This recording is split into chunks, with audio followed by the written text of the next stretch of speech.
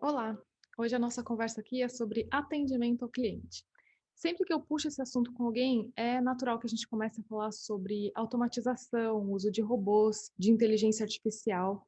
E embora eu considere tudo isso muito importante e até essencial, dependendo da fase de maturidade da sua empresa, a verdade é que isso ainda não é realidade para todo mundo. Então eu trouxe aqui algumas pessoas para falar sobre essa visão estratégica do atendimento mais humanizado, que usa de muita tecnologia, a gente vai falar sobre isso, sobre IA e tal, mas também preza por fugir ao máximo de scripts e robotizações quando essa não é a solução ideal. Esse pessoal aqui atende 45 mil tickets por mês, tem um índice de satisfação do cliente acima de 92%, tem o selinho de ótimo lá no Reclame Aqui, e eu posso dizer que eles faturam cerca de R$ 200 mil por trimestre, já que eles fazem uma série de retenções e algumas negociações também nesses atendimentos. Eu já quero te avisar também que a gente não pretende esgotar esse assunto, que ele é muito amplo, tem muita coisa para falar, não dá para entrar em profundidade em absolutamente todos os tópicos. Então, vou pedir para você anotar suas dúvidas depois que você assistir, colocar elas aqui no comentário, mandar para a gente, porque eu vou fazer uma live no final dessa semana, ao final do nosso grande evento aqui, o Sex Summit, respondendo todas essas questões que eu não consegui abordar em cada painel, em cada tópico, tá bom? Então, aqui com a gente tem o Leandro Gomes, que é diretor de atendimento aqui do Sexlog, trabalha com a gente há 14 anos.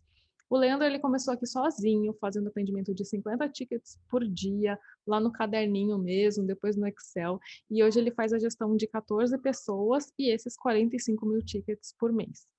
A gente também tem a Rosinha aqui, a Rosa, que trabalha com a gente há 13 anos e ela é responsável direta pelo Reclame Aqui e vai contar para a gente um pouco sobre esse atendimento especificamente.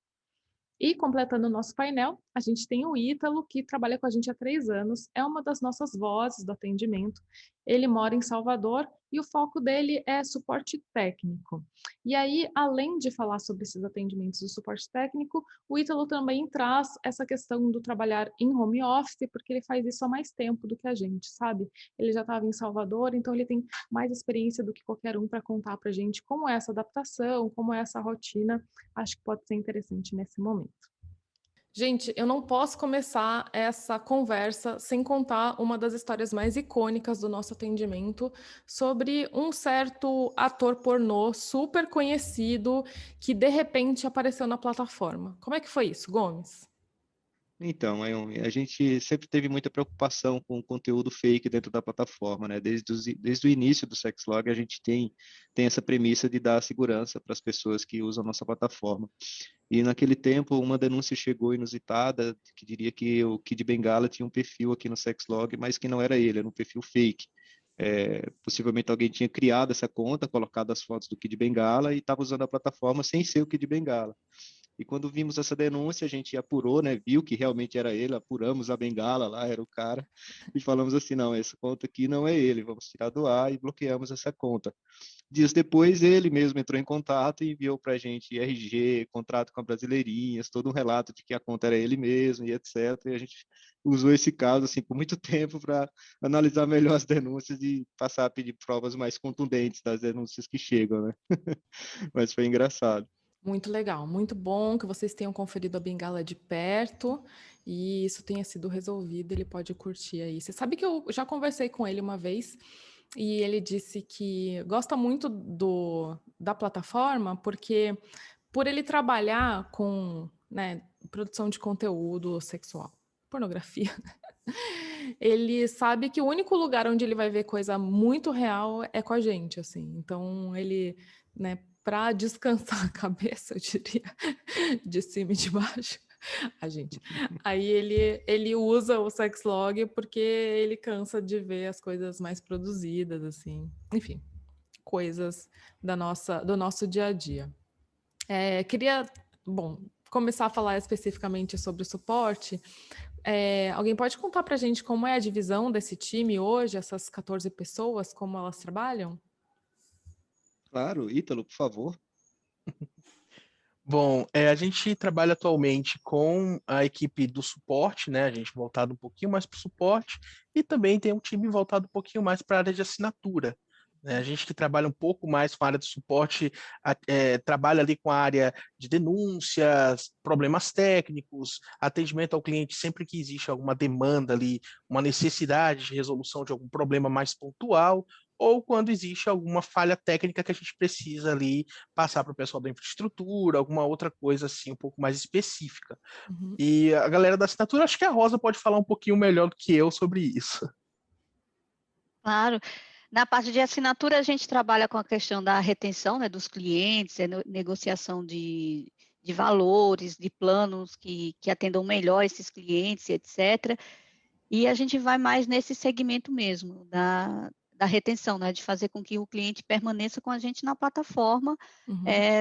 da forma que esteja mais acessível para ele. Então, Tá. bem Gente, nessa parte aí. eu tenho uma dúvida um pouco mais assim específica com relação a essa retenção do cliente, né? Vocês trabalham com um valor máximo de desconto, por exemplo, que é possível dar? Porque eu acho que isso, às vezes, a gente pode considerar o sucesso do cliente que ele tenha sido retido, mas tem que analisar o LTV, né? O lifetime dele, o custo de aquisição desse cliente e equilibrar isso com a possibilidade de descontos, por exemplo, numa retenção. Como é que funciona esse cálculo? Funciona assim, Mayumi. A gente tem uma premissa, né, de ter um cuidado para não atrapalhar as métricas dos outros times, como você mesmo citou. Então, se a gente é muito, digamos assim, muito generoso e dá um desconto muito acima daquilo que a gente deveria dar, a gente acaba influenciando no LTV e também em outras métricas que os outros times ficam sempre acompanhando. Então, a gente estabeleceu que dentro do suporte a gente faria sim vendas com planos promocionais diferentes do que aparece na plataforma, mas a gente fica ali preso a um desconto máximo de até 20%, né? A gente pega o trimestre inteiro e a gente faz um cálculo no fim desse trimestre, onde a gente identifica qual foi o desconto máximo em média que a gente aplicou para todas as negociações via suporte. E a nossa meta é que esse número não seja superior a 20% de desconto como média. Então, muitas vezes a gente faz um plano um pouco mais barato para alguém, mas para outra pessoa a gente já está fazendo uma análise diferente para saber quanto a gente já está chegando perto dessa margem de 20% e o quanto a gente ainda tem folga para poder fazer mais descontos, né? Legal. Só para quem não está familiarizado com o termo, a gente fala de LTV, é Lifetime Value. Então, é o quanto um cliente, depois de entrar na plataforma, ao longo da vida dele conosco, vai gastar.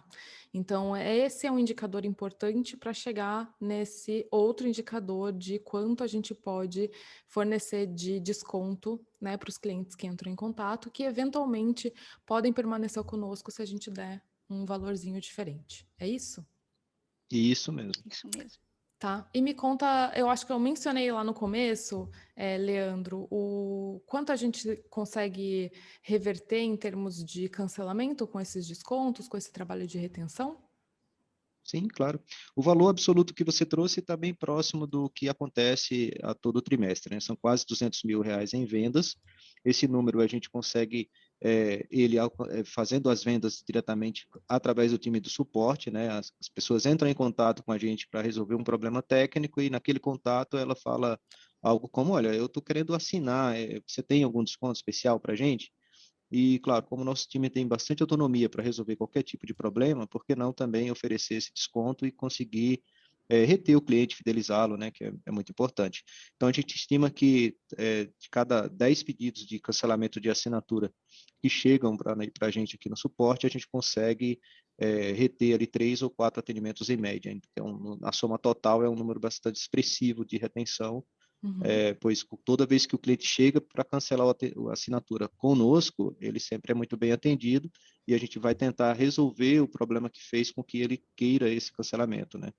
Que muitas vezes não é financeiro, não é técnico, é apenas um insucesso dentro da plataforma, onde o cliente assina esperando conhecer alguém naquele mesmo dia, né? Ele quer urgência nisso, né? Ele assina o Sexlog e fala, hoje eu vou comer alguém, e não sei se, se ele está realmente pronto para isso, porque a comunidade do Sexlog é uma comunidade muito real, muito exigente, né? Então não adianta a Uhum. pessoa criar uma conta e achar que vai se dar bem ali no próximo minuto. Uhum. E manda fotos somente do pinto, não põe descrição, não põe detalhes das contas, né?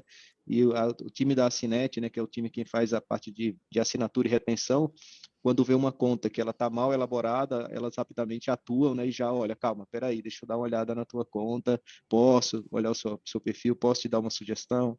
E aí a Rosa, mais do que nunca, pode falar melhor sobre isso, né, Rosa? Legal. Então, além de fazer o atendimento mais técnico, pensar em retenção, vocês também fazem essa, como que dá para chamar isso? Uma Análise do todo. consultoria. Uma Isso, consultoria. Consultoria de consultoria, perfil consultoria. aí. Como que funciona Isso, isso, isso. Rosa?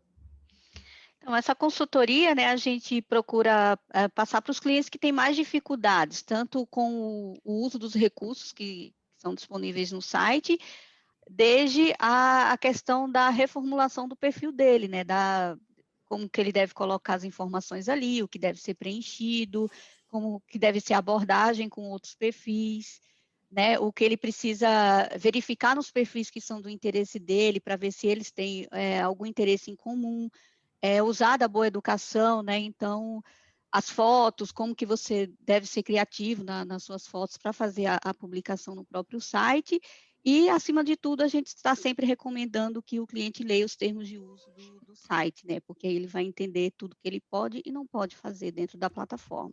Sim. Isso é uma coisa bem bacana.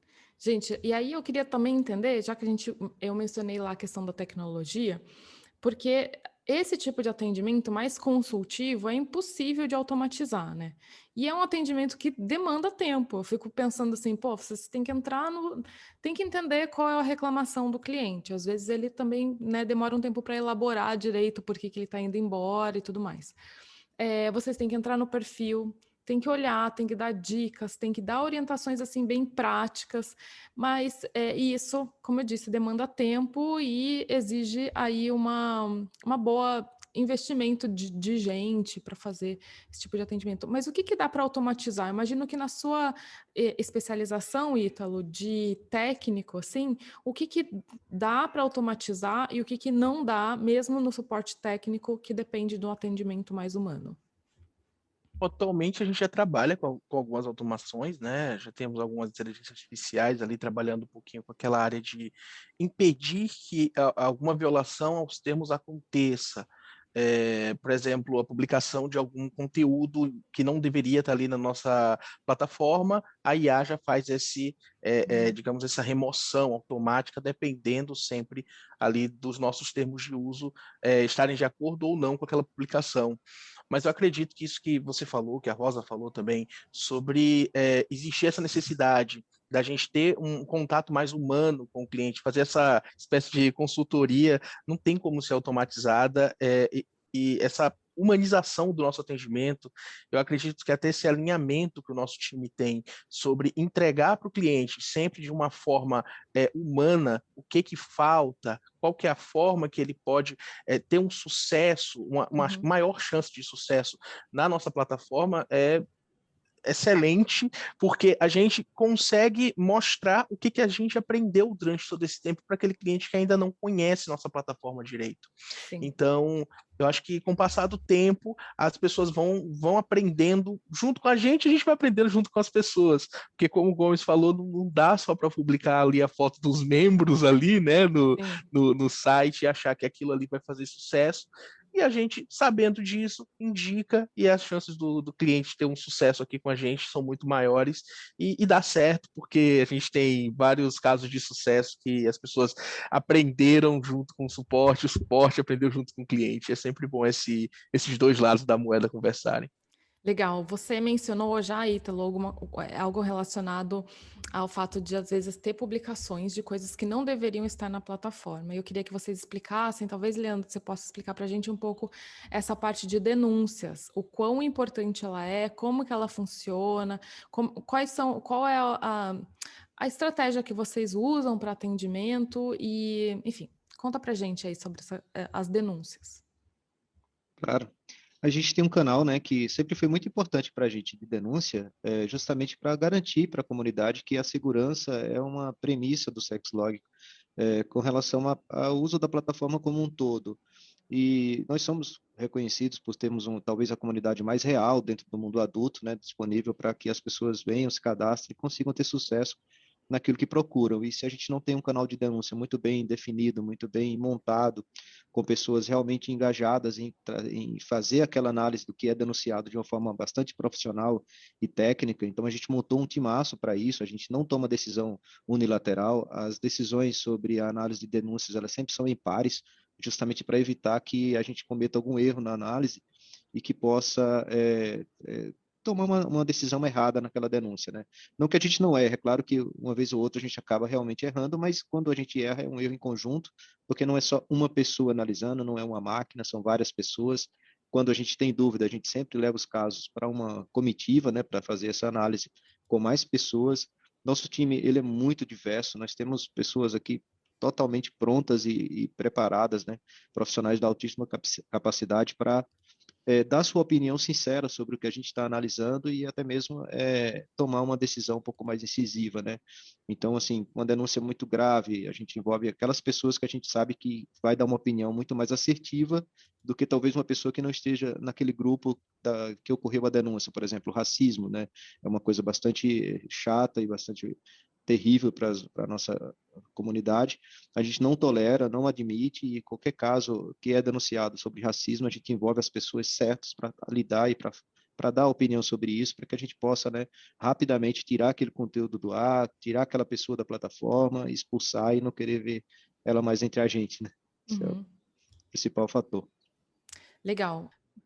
Eu só quero lembrar quem está nos assistindo que a gente vai ter um painel específico para falar sobre inteligência artificial no combate a fakes, chargeback, fraudes e sextortion também, tá? Esse é um assunto bem específico do mercado adulto, mas como a gente passa por isso com muita frequência, eu acho que outras pessoas podem se beneficiar dessa conversa e aí a gente vai falar com o pessoal de data science mesmo, tá?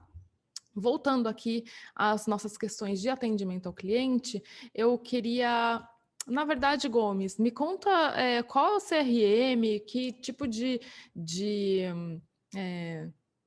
software a gente usa hoje em dia e como você começou, quais foram as evoluções até agora.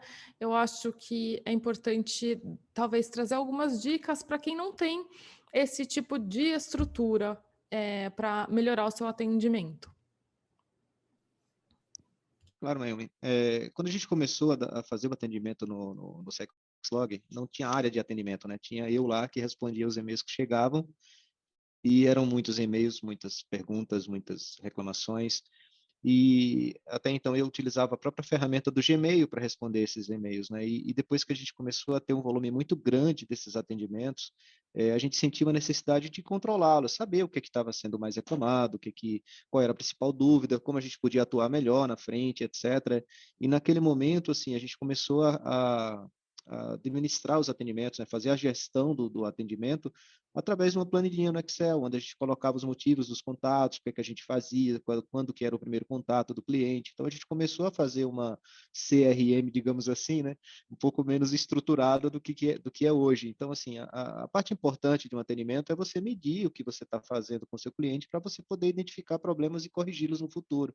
E não importa se você vai começar do zero e você não tem dinheiro suficiente ainda para investir em uma plataforma legal, tem que ser feita essa gestão. Então, mesmo que você faça ela em uma planilha, em um caderno, em um bloco de notas, enfim, o começo é muito importante, porque uma hora que você crescer o seu negócio, você ter uma demanda suficiente, grande, que te dê um faturamento legal para que você possa investir em ter uma ferramenta muito melhor para você administrar isso, não dá para ficar sem você controlar isso que está acontecendo. Então, a recomendação é que, mesmo que você esteja sem investimento suficiente para comprar essa ferramenta, que você faça essa gestão em Excel, né, ou no bloco de notas, ou em qualquer ferramenta que você tenha familiaridade para usar. Aqui no Sexlog hoje nós utilizamos talvez a melhor ferramenta de gestão de atendimento do mundo, né? A Zendesk, ela é bastante forte, ela veio com tudo e solucionou vários problemas das áreas de atendimento, ela faz a nossa gestão de tickets, ela integra todos os nossos canais de atendimento, então a gente atende hoje qualquer, assim, por onde o cliente se sentir mais confortável em falar conosco, essa hora que ele manifesta essa vontade de vir e falar com a gente, é aberto um ticket no Zendesk, que a partir dali a gente tem a história do que aconteceu com aquele cliente, desde a primeira vez que ele se relacionou com o nosso atendimento, até enquanto ele for nosso cliente, continuar conversando conosco sobre todos os problemas. Legal. Eu acho que tem um outro elemento que, para quem começa a ter um volume maior de tickets, né, ou de atendimentos, assim, que é importante ter essa planilha de controle, que é uma coisa que sempre me surpreende, assim. Como a gente tende a ter um número pequeno, tá, de clientes que fazem muito barulho, né, aqueles que reclamam muito e que inflamam outras pessoas na plataforma e que eles fazem, assim, acontece um problema e eles reclamam por todos os canais possíveis.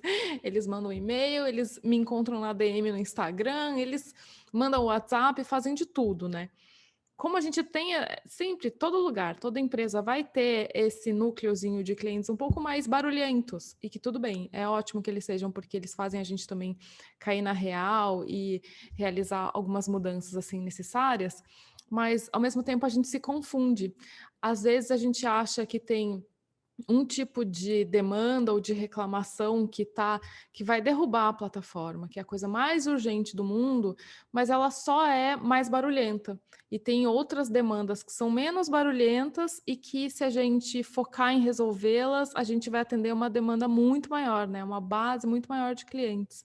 Você sente isso também, Gomes? Eu sinto nas nossas reuniões, sabia? Porque às vezes eu fico com uma percepção assim de isso aqui é urgente, vamos focar esse trimestre. E aí você traz outros elementos para mostrar, ó, calma. É importante? É, mas olha como tem isso aqui que você não viu e a gente precisa focar também. A gente separa essa demanda, assim, a gente tem duas nomenclaturas que a gente utiliza no suporte para lidar com elas. Uma a gente chama de incidente e a outra a gente chama de problema. O problema é quando ele afeta várias pessoas, não está afetando somente aquela pessoa que está reclamando. E o incidente é mais pessoal, do tipo assim, é uma pessoa que reclamou que não está conseguindo mandar uma foto porque está dando um erro X. Esse erro X a gente sabe que não está afetando mais ninguém, somente aquela pessoa. Então a gente trata esse problema como um incidente. E quando a gente identifica que ocorreu um incidente com alguma pessoa, a gente vai resolver aquele problema de imediato para ela, e a partir dali aquele problema some, não acontece mais. O problema é o que a gente leva para a reunião, né? Quando a gente identifica que há um problema, né? Esse problema é crônico, porque afeta mais pessoas, e aí a gente, com o volume de problemas exatos, né? Então a gente vai no time do sucesso, né? Do usuário, lá para o time do Chico, fala, Chico, temos um problema, é esse problema que está afetando a galera toda. Está aqui quantas pessoas reclamaram, os dias que foram reclamados, as fotos dos problemas que mandaram para a gente. Então, agora você tem tudo em mãos para você poder resolver. E aí o Chico, com o time dele, vai especificar qual que é a urgência daquela demanda e vai, no cronograma do time de sucesso, estabelecer a data de fim para poder corrigir e solucionar o quanto antes aquele problema lá, né? Se é um problema muito sério, é claro que isso é feito muito rápido. Legal. Agora, saindo um pouquinho do problema sério, Ítalo, conta pra gente aí uma história curiosa do suporte que você já passou, que vocês passaram, assim, porque eu acho que vocês passam por coisas que outros suportes não passam, né? Você tem algum exemplo? Nossa, a gente é líder, eu acho que em casos inesperados, né? A gente fez uma reunião, inclusive, para falar sobre isso. E um dos nossos colegas, o Richard, ele trouxe o caso de uma cliente que, para comprar um plano, pediu para ele chamar ela de uma determinada coisa, que ele ficou assim, nossa, devo chamar mesmo? Pode falar, Ítalo. E aí Pediu ela pra quê? falou assim, ó, se você me chamar de safada, eu vou comprar um plano anual. E aí ele, ok, safada, e pra lá, e ela comprou o plano anual com ele. Foi muito inesperado, porque eu acho que até ele, que já tem tanto tempo, ele tem mais tempo que eu até, né, aqui no suporte, falou sobre isso, assim, meio que assustado, enviou pra gente ali a conversa que eles tiveram e foi muito, muito pitoresco. Muito legal. Assim, e parabéns pro Richard, porque eu não sei se eu conseguiria chamar alguém de safado assim aleatoriamente para fechar um negócio, mas faz parte do trabalho, né? Tem uma outra história do corninho, não tem? Do corno, que vocês me contaram uma vez? Sim, sim, sim. O cliente, na mesma linha do me chama de cachorra safada, o cliente também falou: se você me chamar de cornão, eu compro uma assinatura agora com você. Eu quero que você me chame de corno e diga que minha mulher é linda.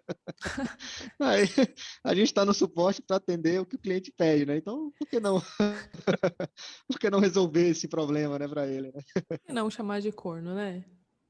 Ô, Isso. Rosa, você, por falar nisso, é uma pergunta comum também, e eu também fico me perguntando um pouco como que é essa rotina, né? Eu acredito que quem faz atendimento e a mulher no time acaba recebendo talvez umas cantadas de vez em quando. Como é que vocês lidam com isso? Você tem alguma história sobre isso? Acontece, né, de vez em quando acontece algo de assédio, né, na questão do atendimento, mas assim como não é tolerado, né, a questão do assédio, tanto na plataforma, a gente também segue esse mesmo ritmo também na questão do atendimento.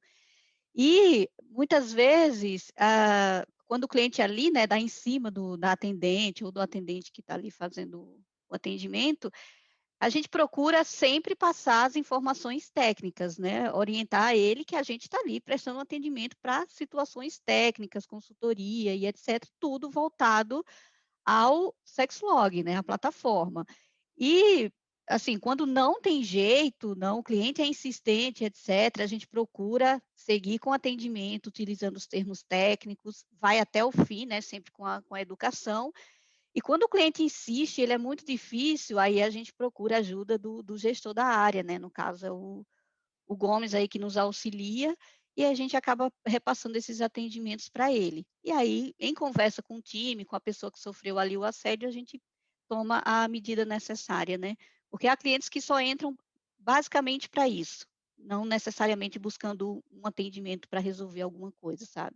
Sei. E imagino que isso seja frequente, não só, né, no nosso tipo de atendimento, mas imagino que em qualquer central de atendimento que tenha mulheres devem passar por isso, né? Infelizmente.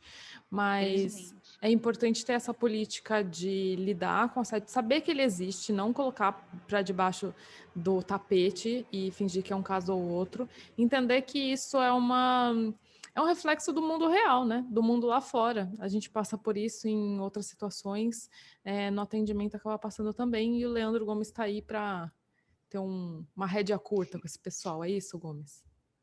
Isso mesmo, Mayumi. Uma das coisas que a gente tem bastante preocupação aqui é realmente com o assédio com as meninas, né? Eu tenho muitas meninas no meu time e um dos principais treinamentos que a gente faz é justamente para tentar auxiliá-las a identificar quando é uma cantada que acontece. A gente está trabalhando com o mercado adulto. É impossível um homem não cantar uma mulher dentro de uma plataforma de conteúdo adulto. E a gente tem que entender e identificar no momento que acontece aquele cruzamento da linha entre o que é uma cantada, o que é um assédio. E quando esse assédio acontece, rapidamente a gente identifica, todas as meninas estão super preparadas para isso, me envolve e a partir dali a gente já toma uma medida um pouco mais drástica, porque a gente entende que, antes de mais nada, se a gente não cuidar do nosso time aqui para deixar eles com a cabeça no lugar, com sempre muito felizes, motivados e seguros, sabendo que não estão, né, à mercê do cliente, a gente rapidamente vai lá e interrompe aquele assédio naquele momento, expulsa a pessoa da plataforma e deseja bons tempos para ela em outro lugar. Então fica aí o aviso do ban, hein, gente? O ban, ele é real, vocês não se atrevam, não. Gente, outra pergunta que é sobre atendimento, os canais de atendimento, na verdade. Acho que eu esqueci de perguntar isso lá no começo, sabe? Quais são exatamente os canais que a gente utiliza e quais são as métricas de cada um deles? Claro. Mas, assim, no início de tudo, né, lá na época jurássica, quando eu entrei aqui no Sexlog, eu só atendia e-mail. E com o passar do tempo, a pessoa que me mandava e-mail ia lá no Facebook da empresa e falava lá também, e depois falava no telefone, e depois falava não sei aonde. Aí foi quando a gente começou a entender, nossa, nós ainda não temos uma plataforma omnichannel para poder oferecer suporte para os nossos clientes, temos que ter. E aí foi quando encontramos o Zendesk, naquele momento a gente não tinha tantos canais disponíveis assim.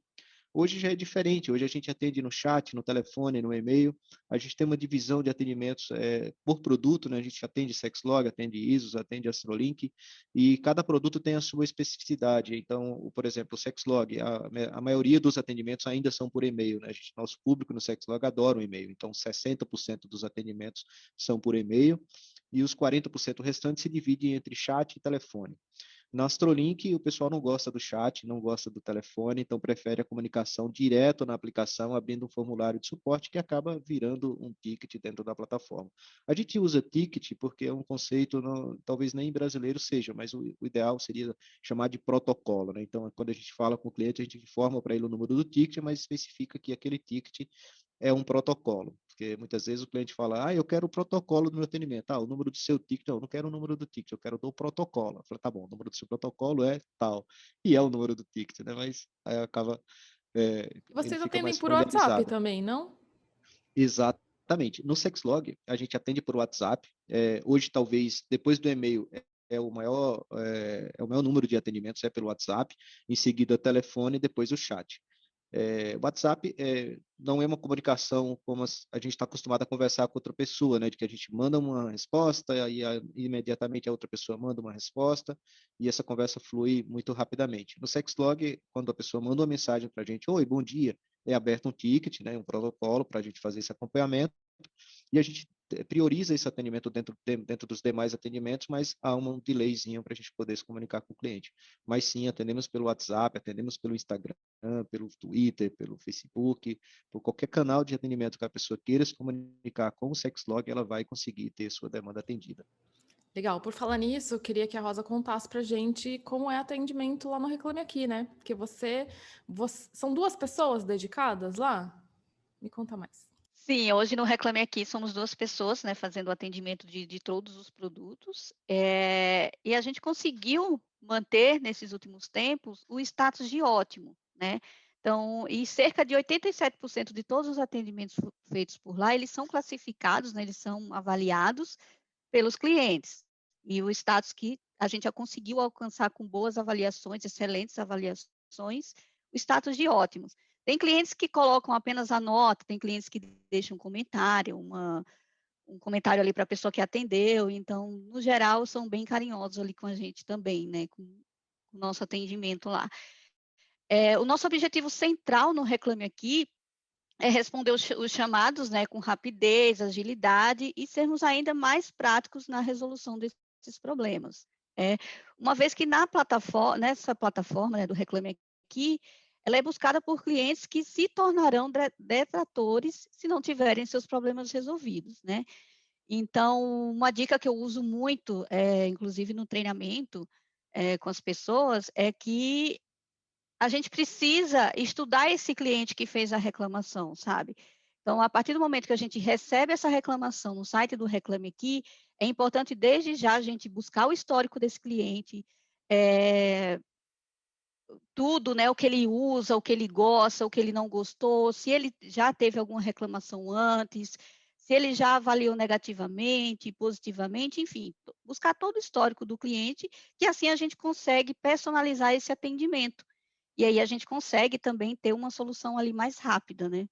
E no Reclame Aqui, especificamente, a gente busca mais a questão do relacionamento com o cliente, do que propriamente o atendimento em si, sabe. Então a gente busca o equilíbrio dessa ponte, né, entre empresa e cliente. E aí, esse é o segredo aí do nosso status de ótimo, do nosso sucesso aí.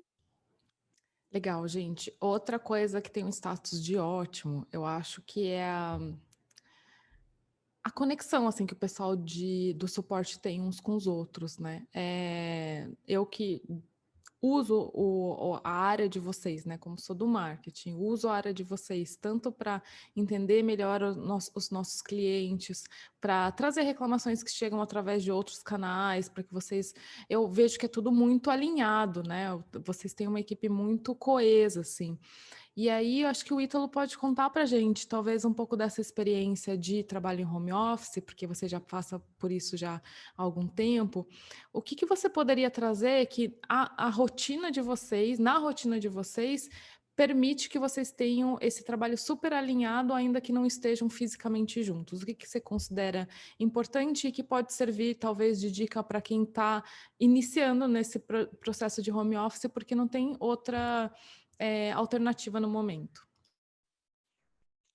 A questão do alinhamento, eu acho que é o mais importante sempre, porque desde o início, quando a gente falou aqui sobre entregar um atendimento que seja humanizado, personalizado, o alinhamento tem que fazer parte, porque não dá para o cliente falar com uma pessoa e receber um atendimento, falar com outra e ser uma coisa totalmente diferente. Não dá para um oferecer um desconto ali acima dos 20% e o outro muito abaixo.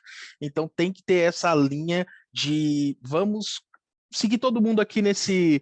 Cada um tem sua autonomia, claro, mas vamos todo mundo seguir aqui nesse trenzinho e todo mundo vai ser feliz. Então, as reuniões que a gente tem normalmente semanalmente, dependendo ali, às vezes até diárias, né? Dependendo, claro, do momento do trimestre, a gente considera muito importante. Eu vejo isso como um avanço muito grande. Nosso time é muito maduro, é uma questão de alinhamentos, porque existe esse pensamento de que a gente faz parte de um só, faz parte de um time só, e que tem essa necessidade de estar sempre entregando para o nosso cliente de uma forma personalizada, de uma forma humanizada, esse atendimento é um pouco menos robótico, sem script, sem ter essa necessidade de, olha, não posso sair do meu protocolo. Cara, pode, sai um pouquinho do protocolo, entrega para o cliente, fala a verdade, fala para ele um pouquinho olha, não sei qual a resposta que eu vou te dar, mas eu vou procurar essa resposta, vou te responder num outro momento, posso te mandar um e-mail, posso te ligar mais tarde. Então, acho que isso é totalmente o que a gente busca hoje no relacionamento com o cliente aqui no Sexlog e também nos nossos outros produtos, porque, embora eu hoje não esteja, né, trabalhando fisicamente, hoje, na verdade, está todo mundo em home office, né? Mas há um tempo atrás eu já estava separado e, mesmo assim, eu sempre tive esse sentimento de união, com suporte de alinhamento total, porque a gente tem essas conversas semanais, onde estamos sempre alinhados em relação à questão de um atendimento complicado ou um cliente que foi agressivo. A gente sabe como sair desses problemas, sabe como entrar numa resolução e sabe encontrar uma solução, sempre todo mundo alinhadinho, e é muito bonito essa forma que a gente trabalha. Eu fico muito orgulhoso de falar sobre o nosso trabalho aqui no suporte. Massa. Muito legal ouvir você falar também do seu trabalho. E Gomes, você como gestora, assim, o que mudou agora que tá todo mundo em home office? Antes já tinha algumas pessoas, né? O Ítalo é um dos exemplos, mas teve mudanças drásticas. Tem coisas na rotina que você pode indicar, assim, olha, testamos isso e deu certo. Gente, testa aí que vale a pena para manter o time coeso. Claro, claro. Mai, vou pedir licença para antes voltar um pouquinho no Reclame Aqui, porque eu tenho uma dica importante que talvez ajude a galera que está começando a dar suporte agora e quando vai olhar o seu Reclame Aqui, às vezes nem sabe que tem, quando olha está lá terrível, né? Já está com muitas reclamações negativas e a pessoa bota a mão na cabeça, meu Deus, o que é que eu faço? Eu nem sabia que isso aqui existia, né? E muito importante dizer que o Reclame Aqui é uma ferramenta poderosíssima para o consumidor, para poder reclamar daquela empresa que ele está se relacionando e não está atendendo adequadamente. Lá atrás, nosso índice já foi muito ruim, era terrível. A gente não tinha bem definido o que a gente tinha que fazer lá para poder corrigir aquele problema e passar a usar o Reclame Aqui como uma vitrine positiva do nosso suporte, da nossa empresa e do nosso produto. E uma coisa que a gente estabeleceu lá atrás é que, através de treinamentos que a gente fez com a própria equipe do Reclame Aqui, a gente identificou que não adianta você se relacionar com o texto através do Reclame Aqui, você ir lá e responder por texto o chamado ou a reclamação do cliente. Você tem que telefonar para ele, ligar para ele. E essa ligação ela precisa ser rápida. E o que você vai falar com o cliente no telefone, como qualquer atendimento, você tem poucos segundos para criar uma empatia para o cliente poder confiar que você vai resolver o problema dele. Então, é uma comunicação muito próxima. Quando a gente liga para ele, que a gente se identifica, olha, aqui é a Rosa, eu estou ligando, eu sou do Sexlog, você pode falar agora? Caso não possa, me fala que eu te ligo depois. Já para justamente o cliente se sentir tranquilo que a gente não vai expor ele para as pessoas que estão perto, afinal de contas é um atendimento de uma rede social de conteúdo adulto, então a gente não pode, aqui é do Sexlog, e aí, qual é o seu problema, sabe? Então, a gente já quebra esse gelo ali de imediato. E uma coisa que a gente fez é o que a Rosa falou, né? Antes da gente ligar para o cliente, a gente faz todo um levantamento de quem é aquele cliente, quantas vezes ele já reclamou. A gente planilha, não dá para integrar o Reclame Aqui com o Zendesk ainda, mas a gente planilha todas as reclamações que vão para lá para identificar a origem, por que aquele atendimento chegou ali no Reclame Aqui, né? Ele antes reclamou no suporte, qual foi a reclamação, quantas vezes ele já reclamou sobre isso, por que nós não atendemos adequadamente lá no Zendesk, que esse atendimento foi parar no Reclame Aqui. Então, a gente faz essa gestão minuciosa de tudo que vai para o Reclame Aqui para justamente garantir que aquele atendimento lá no Reclame Aqui, ele seja o mais perfeito possível, porque afinal de contas é uma vitrine para nós, né? Então, a gente tem esse carinho, colocamos a Rosa à frente da responsabilidade de trazer o selo ótimo de volta. A Rosa treinou a Jade, que hoje faz junto com ela um atendimento perfeito lá no Reclame Aqui. As duas são um timaço, assim, que cuida lá com o maior carinho do mundo, e deu tudo certo. Então, acho que o Reclame Aqui precisa ser muito bem cuidado, né, pela empresa que está lá, que algum cliente foi lá reclamar, né? Uma vitrine poderosíssima que todo mundo deveria utilizar.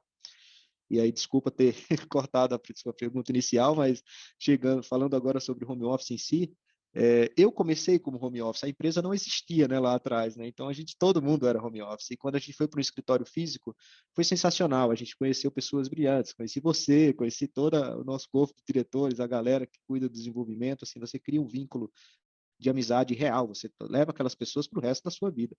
E é muito bacana esse clima físico. E quando chegou a pandemia, a gente teve que mudar para o remoto, eu botei a mão na cabeça e falei, mano, ferrou tudo aquilo que a gente construiu, agora vai por água abaixo. E foi uma sensação momentânea de que tudo ia ser ruim. E foi passando o tempo, passando o tempinho, a gente começou a gostar mais do ambiente remoto do que do ambiente físico. Porque, por exemplo, a gente não atrasa mais para reunião, a gente fala muito mais por texto do que por voz. É claro que é legal aquele caso onde uma pessoa, nosso time trabalhava numa sala pequenininha, então uma pessoa levantava o braço, Gomes, vem cá, estou com esse problema aqui, eu levantava da minha cadeira e ela tinha dar uma olhada. Nossa, cara, realmente, vamos fazer, é mais rápido. Porém, agora, quando uma pessoa tem um problema e ela fala no nosso canal lá do Slack sobre esse problema, não é mais só o Gomes que levanta e fala, nossa, realmente isso é um problema, é todo mundo. Então a união fez com que o time trabalhasse cada vez mais forte. O que o Ítalo falou é verdade, a gente tem uma sintonia absurda, assim, a gente se gosta um do outro, é uma família trabalhando em prol de um único objetivo. Não brigamos por posição, não tem, como você sabe, não temos chefes da empresa, a gente é igualitário, assim, tudo horizontal. Então, a gente cuida daquele atendimento, daquele cliente, porque a gente gosta de fazer isso, porque a gente se sente bem, se sente feliz fazendo aquilo que a gente mais gosta. Então, é muito fácil quando você tem pessoas brilhantes ali ao seu lado, fazendo o que está fazendo porque gosta e não porque está recebendo um salário apenas. Então, o home office ele foi muito positivo para a gente nesse sentido de harmonia e de trabalho colaborativo. Legal. Acho que tem uma coisa também da gente já ter uma mentalidade de metodologia ágil, né, com as reuniões periódicas. O que vocês têm, assim, de rotina que eu queria, assim, pensa naquela pessoa que está desesperada agora, começando, e tinha lá uma central de atendimento e agora ela precisa fazer com que isso funcione todo mundo longe, sabe? Eu queria saber essa coisa da retrospectiva, o que você considera uma rotina ideal para quem está nessa onda agora, assim, que não tem tantos anos de experiência como você. Sim, claro. Um dos terríveis problemas de uma área de relacionamento, né, de atendimento, no caso, é que a gente passa tanto tempo só fazendo atendimento para fora, para os clientes, que a gente olha para dentro de casa e fala assim, mano, a gente está totalmente desorganizado, a gente não está controlando nada, a gente não sabe o que está acontecendo, está tudo indo para frente, assim. E a gente agora tem essa dificuldade sempre porque a demanda de atendimento sempre é muito grande para uma empresa, qualquer uma delas. E a gente tem que ter um tempinho também para cuidar de nós, para melhorar nossos processos, para melhorar nossa gestão, para poder controlar melhor as coisas que acontecem. E quando a gente identificou isso, a gente, claro, usou como vitrine a área de desenvolvimento, é uma área que trabalha totalmente alinhada com as metodologias ágeis. A gente pegou uma filinha ali que observava o que o pessoal fazia, ficava tentando aprender também. Eu participei de algumas reuniões de diária, participei de algumas reuniões de retrospectiva. A diária eu concluí que não seria muito interessante para a gente, porque são coisas que acontecem que não são rotinas nas diárias, né? São coisas que eu estou fazendo nessa semana, o que eu fiz ontem, o que eu quero fazer na próxima. E a única coisa que a gente faz é atendimento, então não muda esse atendimento. Então a gente criou com isso a nossa retrospectiva semanal, que ela a gente não pode nunca boicotá-la, né? No começo a gente fazia uma semana sim, outra não, e aí ficava uma bagunça. Falou, agora vai ser religião. Toda quinta-feira, 17 horas, a gente vai parar tudo e vamos conversar sobre a semana. Para que essa conversa? Para identificar qual foi o caso que mais trouxe problema, um caso inusitado, um caso onde a gente tenha que ter uma atenção especial. A gente acabou de passar por um projeto de implantação da LGPD, então muita coisa mudou no atendimento. A gente já tinha muita preocupação com o sigilo e privacidade das pessoas, e com a LGPD essa preocupação é muito maior. Então, muitos casos foram usados como exemplo para que a gente pudesse trabalhar melhor essa política de privacidade e proteção dos dados. Então, hoje no Sexlog, por exemplo, todos os atendimentos que chegam, a gente só faz o atendimento, só começa a falar sobre a conta do cliente, se aquele cliente que é identificado através do e-mail cadastrado dele, senão a gente não faz o atendimento. E a retrospectiva foi fundamental para que a gente pudesse utilizar aqueles momentos para poder tratar tudo sobre o que acontece na semana do relacionamento.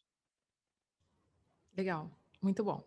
Gente, eu esqueci de dar um recado, acho que no começo. Eu vou dar um recado agora, para quem está assistindo, para quem chegou até aqui, que a gente não consegue entrar com profundidade em todos os assuntos, né? Senão a gente vai ficar aqui dias conversando. É muita experiência que o pessoal do suporte tem. Se você que está nos assistindo tem alguma pergunta muito específica ou alguma dúvida que a gente não abordou aqui, quer entrar em profundidade em algum tema, deixa nos comentários desse vídeo, porque eu vou fazer uma live ao final do nosso Sex Summit, respondendo às perguntas que a gente não conseguiu abordar aqui nos painéis, tá? Então, deixa sua pergunta sobre atendimento ao cliente, sobre essa questão do atendimento humanizado, ou home office, ou mesmo as automatizações, que eu vou tentar responder todo mundo depois, certo?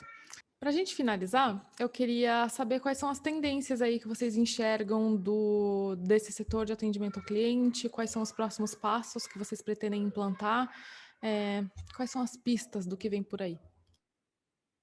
Tá. Mas um assunto bastante assim difundido dentro de uma área de suporte, por mais que a gente fale isso como tendência, e já não é mais tendência, porque já é real, as pessoas já têm que começar isso para ontem, é o Omnichannel, é atender o cliente por onde ele se sente confortável em se comunicar com a empresa. A gente não tem que definir para o cliente, olha, para você falar comigo, você tem que seguir esse caminho, seguir 2, 3, 5 na central do alimento. Não, ele vai falar com a gente por onde ele se sentir confortável. E isso é muito importante, porque o cliente ganha notoriedade, ele se sente importante quando ele fala conosco por um canal que ele mandou uma mensagem, ele nem esperava uma resposta, e quando ele recebe, ele fica, nossa, eu nem sabia que você nos atendia por aqui. E isso ali já criamos a empatia com o cliente, ali já vai ficar mais fácil todo o resto. Então, isso é uma tendência que a palavra tendência assim sempre vai ser utilizada para o omnichannel, porque muitas empresas ainda acham que não é necessário, que não é importante.